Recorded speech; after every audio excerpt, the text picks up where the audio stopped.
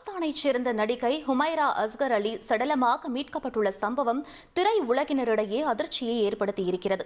இதுகுறித்த கூடுதல் தகவல்களை செய்தியாளர் ராஜா வழங்க கேட்கலாம். வணக்கம் ராஜா, இது பற்றிய மேலும் விவரங்கள் என்ன பதிவு பண்ணுங்க. பாகிஸ்தானை சேர்ந்த புகழ்பெற்ற நடிகை ஹமீரா அஸ்கர் அலி, அவரின் வயது 32. அவர் உடல் இறந்த நிலையில் கராச்சி நகரின் டிஃபென்ஸ் ஹவுஸ் அத்தாரிட்டி பகுதியில் உள்ள ஒரு அடுக்குமாடி குடியிருப்பில் கண்டுபிடிக்கப்பட்டிருக்கிறது. 2 வாரங்களுக்கு முன்பே அவர் இறந்திருக்கலாம் என போலீசார் தெரிவித்திருக்கிறார்கள். அவர் அனைத்து வாடகையும் செலுத்தாமல் இருந்த நிலையில் வீட்டின் உரிமையாளர் போய் கதவை உடைத்து திறந்து பார்த்தபோது அவர் இறந்த நிலையில் கிடந்ததாக தெரிவிக்கப்பட்டிருக்கிறது.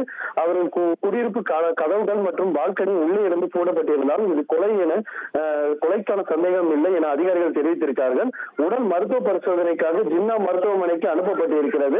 போலீஸ் அறிக்கையின்படி அவர் தனியே தங்கியிருந்ததாகவும் கடந்த சில மாதங்களாக வாடகை செலுத்தவில்லை என்பதாகவும் தெரிவிக்கப்பட்டிருக்கிறது.